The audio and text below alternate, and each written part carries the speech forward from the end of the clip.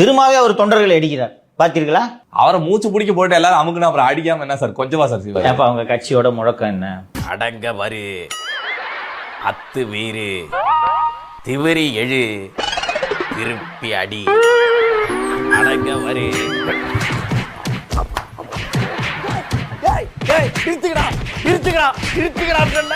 நீங்க அடிச்ச அடியில வீச பிச்சுக்கிட்டு போயிருச்சுடா.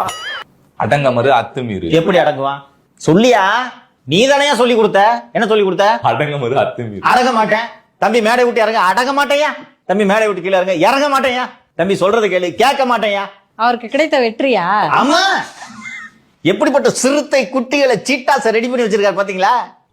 அட பாவி சண்டாளா, நீ யாரா என்ன கொலை பண்ண பார்த்த? இந்த இடம் தான் தெரியலீங்க ஆடாடும்.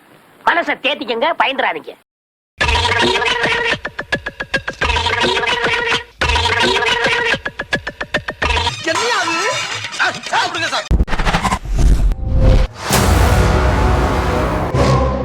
எங்க எதிர்கட்சி தலைவர் உட்கார்ந்து இருக்கிறது கலைநயத்தோட டேபிள். இந்த எதிர்கட்சியில் இருக்கிற நம்முடைய தோழமை கட்சி சட்டமன்ற உறுப்பினர் உட்கார்ந்து கலைநயத்தோடு இருக்கிற டேபிள். இந்த டேபிள், இந்த பேசுகிற ஒலி வாங்கி என்கிறது மைக்கு, செக்ரட்டரி உட்கார்ந்து இருக்கிறது. இது அத்தனையும் செய்தது திராவிட மாடல் ஆட்சியில தமிழ்நாட்டுடைய பொதுப்பணித்துறை அமைச்சராக இருந்த நான் பார்த்து இரவு நேரத்தில் இப்படி நாம் செய்ய வேண்டும் என்று சொல்லி இது செய்யப்பட்ட. கொஞ்சம் பொறு, மிஷின் நிக்கட்டும். இங்க பேசும்போது அந்த டேபிள் செஞ்சது நாங்க தான், மைக்கு செஞ்சது நாங்க தான், சேர் செஞ்சது நாங்க தான். இது மக்கள் வரிப்பணத்தில் செய்யப்பட்டது தமிழ்நாடு அரசால் என்பதை சுட்டிக்காட்டுகிறேன். இன்னைக்கு ஒரு அமைச்சர் அவர்கள் கலைஞர் ஐயா அவர்களே பேர் சொல்லி சொல்றாங்க. அப்படிங்களா? ரொம்ப ரொம்ப சாரி சார். அப்படித்தான் பேசுவேன்.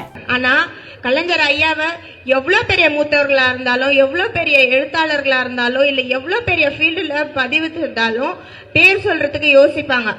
நீ என்ன அவ்வளோ பெரிய அப்பாட்டாகிறா இல்ல அவ்வளோ பெரிய அப்பாட்டாகிறான்னு கேக்குறேன்.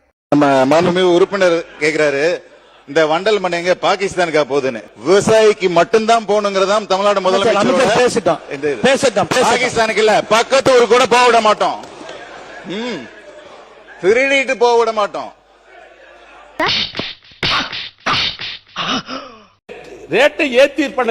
ஏன்னா அந்த ரேட்டு ஏத்துறது போறது வரதெல்லாம் யாரோ முதலமைச்சருக்கு அவர் யாரோ தவறாக வழிநடத்தி விட்டார்களோ அல்லது அவருக்கு செய்தி இப்படி தவறாக கிடைத்திருக்கிறதோ என்ற அடிப்படையில் தான் இருப்ப. என் கண்ணை சொல்லிட்டீங்க, நீங்க பார்க்கும் போது எனக்கு ஒண்ணு சொல்லணும்னு தோணுதுன்னு. முன்னாள் அமைச்சருக்கு நன்றாக தெரியும், தவறாக எழுதி கொடுத்து விட்டாரோ, தவறாக புரிந்து கொண்டவர் என்ற வார்த்தையில் அவைக்கு இப்பொழுது நீக்குமாறு கேட்டுக்கொள்ளும். வார்த்தைகள் அவைக்குள் நீக்கப்படுகிறது.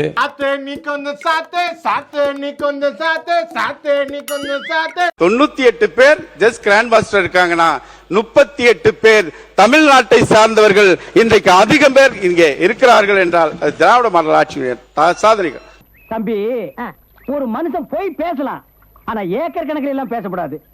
அது எப்படா நெஞ்சில கொஞ்சம் கூட ஈரம் இல்லாம இவ்வளவு பெரிய பொய் சொல்ற? ஒரு செய்தியை நான் இங்கே சொல்ல கடமைப்பட்டிருக்கேன். மாண்புமிகு புரட்சித் தலைவர் அம்மா அவர்கள் 29 கோடி ரூபாய் அதற்காக ஒதுக்கி முதல் இந்தியாவிலேயே தமிழ்நாட்டில் உலக செஸ் போட்டியை நேரு விளையாட்டு அரங்கத்தில் அது சிறப்பாக நடைபெற்ற அந்த நிகழ்வையும் அந்த நேரத்தில் அவர்கள் நேரடியாக கலந்து கொண்டு பரிசுகள் வழங்கிய நிகழ்வையும் நான் இங்கே குறிப்பிடுவது பொருத்தமாக இருக்கும் என்று கருதுகின்றேன். லேசா புழுனாவே கண்டுபிடிச்சிடறாங்கல்ல. அது சரி, அவங்க நம்ம வாயை பார்த்து வருஷக்கணக்கா பழகிட்டாங்கல்ல, கண்டுபிடிக்கத்தானே செய்வாங்க. இரண்டாவது குடும்பம் இருப்பதை, அந்த இரண்டாவது குடும்பத்தில் ஒரு அரசு அலுவலகத்தை நடத்துவதை, முதலமைச்சரின் அலுவலகத்தை நடத்துவதை இது சட்டப்படி தவறு என்று எம்ஜிஆர் அவர்கள் சர்க்காரியா கமிஷனில் புகாராக அளித்தார். சர்க்காரியா கமிஷன் குறுக்கு விசாரணையின் போது கேள்வி கேட்கப்படுகிறது. ராசாத்தி அம்மாள் யார்? இதுதான் கேள்வி. காகிதப்பூ கதாநாயகி கனிமொழியின் தாய். இதற்கு இது பதில் இல்லையே. திருமதி ராசாத்தி அம்மாள் அவர்கள் காகிதப்பூ என்ற நாடகத்திலே நடித்தவர். அந்த நாடகத்துக்கு கதைவசனம் எழுதியவர் கலைஞர் கருணாநிதி. காதலித்தார், திருமணம் செய்து கொண்டார். திருமணம் செய்து கொள்ளவில்லை, நிறைமாத கர்ப்பிணியாக சென்னை அரசு மருத்துவமனையிலே ராஜாத்தி அம்மாள் சென்று அனுமதிக்கப்படுகிறார். அப்பெல்லாம் பிரைவேட் ஹாஸ்பிட்டல் ஏது? உங்க அப்பா யாருன்னு கேட்க. யாருமா அப்பா? கருணாநிதிங்க. இப்ப ரொம்ப அரிதான பெயர் இது. கருணாநிதி யாருமா? பொதுப்பணித்துறை அமைச்சராக இருக்கிற அவரு தாங்க. என்னமா சொல்ற? ஆமாங்கண்ணா. இவனு ஒரு கேவலமான குடும்பம். 2 வாரங்களுக்கு ஒரு முறை கலை நிகழ்ச்சிகள் என்ற பெயரிலே விருது வழங்கும் விழா, கலை நிகழ்ச்சி, இந்த பாராட்டு விழா, அந்த பாராட்டு விழா. எனக்கு எதுக்கு பாராட்டு விழா? நான் அப்படி என்ன செஞ்சிட்டேன்? எல்லாரையும் கூட்டிட்டு வருவாங்க.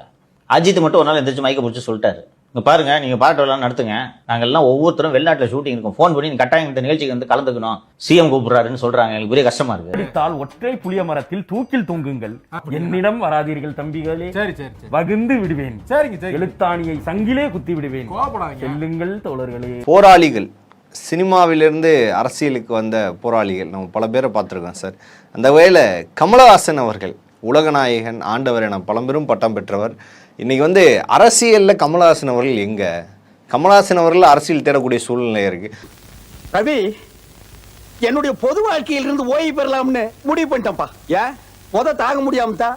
ஏன்னா அந்த அளவுக்கு எந்த ஒரு இதுலையுமே தலையிடுறது இல்லை. அவர் பாட்டுக்கு ஒரு போக்கில் வாழ்ந்துட்டு இருக்காரு. மக்கள் நீதிமன்ற ஒன்று இருக்கா இல்லையன்ற அளவுக்கு சந்தேகம் வந்திருக்கு. உங்களோட பதில் என்ன சார்? இருக்காங்களா ஆளுங்க? ஒரு எம்பி சீட்டை திமுக தலைவர் மு க ஸ்டாலின் விரயம் அடித்திருக்கிறார். அவனை கூப்பிட்டு செருப்பால் அடியும், செருப்பு நல்ல செருப்பு இருந்தா அடிய. கமலுக்கு ஒரு சீட்டு கொடுத்ததுன்றது வந்து திமுக செய்த பிழைகளில் சுதீஷ் கொடுத்தது ஒரு தப்புன்னா அதை விட பெரிய தப்பு கமலுக்கு கொடுத்தது. சுதீஷாவது போய் அசம் பார்லிமெண்ட்டுக்கு போவார், கமல் போகவே மாட்டார். ஆனால் தான் மட்டும்தான் இந்தியாவில் உலகத்திலே அறிவாளி மாதிரி பேசுவார். எடப்பாடி சிஎம்மாக இருக்கும், இவர் எடப்பாடி பீரியடில் வந்து குதிச்சாங்க, இப்பயும் குதிக்கிறானுங்க வந்து எல்லாரும். 5 வருஷம் ஸ்டாலின் பீரியடில் எல்லாம் மௌனம் காத்தாங்க, பேசாம மடந்தியாக இருந்தாங்க, மௌனசாமியாராக இருந்தாங்க. நீங்க தெரியாமலாம் பண்ணல, நீங்க தெரிஞ்சுதான் பண்றீங்க, பயங்கரமா நல்லா தான் இருக்கீங்க, வாழ்த்துக்கள். டீலிமிட்டேஷனில் அப்புறம் கமலோட ஸ்டாண்டு என்ன? எந்த ஒரு பதிலும் எந்த ஒரு பதவி எதுவுமே இல்லையாங்க. அப்புறம் எது உங்களுக்கு எம்பி பதவி? திமுக ஒரு எம்பி பதவி வேஸ்ட் பண்ணியிருக்காரு சார். வேஸ்ட் பண்ணிட்டாங்க. 100% திமுக ராஜ்யசபா சீட்டை கமலுக்கு கொடுத்து திமுக விரயமாக்கி விட்டது. ஒத்துக்கிட மனசு இல்லைனாலும் அதான் எந்த ஸ்டாண்டும் கிடையாது. ஏதாவது கேள்வி கேட்டால் யாருக்கும் புரியாமல் பதில் சொல்லுவார். ஜெயலலிதா சொன்னாங்க, கமல் ஒரு பதில் சொல்லுவார், அது என்னன்னு யாருக்குமே புரியாது, கமலுக்கே புரியுமான்னு எனக்கு தெரியல. நாங்கள் அந்த மாதிரி தான் அது வந்து. இவன் சரியான பைத்தியம் இல்ல, சரியாகாத பைத்தியம்டா. 5 வருடங்கள் அமைதியாக தான் இருந்தாங்க எல்லா போராட்டத்துக்குமே. தூய்மை பணியாளர் போராட்டம் அவ்வளோ இதாக போகும்போது கூட அமைதியாக இருந்தாங்க. ஆனால் நீட் போராட்டத்துக்கு பார்த்தீங்கன்னா திடீர்னு ஒரு 10 டேரக்டர்ஸ் ஆக்டர்ஸ் எல்லாம் குதிக்கிறாங்க. எல்லாமே ஒரு இதாக கேள்விக்குறியாக இருக்கே சார். திமுக சினிமாவில் வந்து அமைதியாக இருக்கிறாங்க, இங்கே ஒரு ஆட்டம் காட்டுறாங்க. அடுத்த ஆட்சி வந்துச்சுன்னா ஏன் திமுகன்றப்ப அமைதியாக இருக்க வேண்டியது தானே? ஆமாம், இதுதான் அவங்களோட நடுநிலைமை. இந்த ஈன பொழப்புக்கு பேசாம எங்கேயாவது போய் ஊருக்கு போயிடலாம்ல. தனிப்பட்ட முறையில் திமுகவால் லாபம் அடைந்தவர்கள். அதனால் திமுக ஆட்சியில் இருக்கும்போது கையது கொண்டு மெய்யது பொத்தி மகாத்மா காந்திக்கு பிடிச்ச 3 குரங்கு பொம்மை தான் அது. கெட்டதை பார்க்காதே, கெட்டதை பேசாதே, கெட்டதை கேட்காதே, தெளிவாக இருக்கும். ஆட்சி மாற்றம் வந்துன்னா அப்படியே பொங்கி எழுவாங்க. எடப்பாடியோ விஜயோ வந்தாங்கன்னா அப்படியே பொங்கி எழுந்து பேசுவாங்க அவங்க எல்லாருமே. அதுதான் அது அவங்க திமுகவுடைய கொத்தடிமைகள் என்பது நிரூபிக்கப்பட்டு கொண்டே இருக்குது திரும்ப திரும்ப. இப்படி சோறு திங்கிறக்கு எவ்வளவு மானம் கட்டு போய் தெரிய வேண்டியிருக்கு தெரியுமா?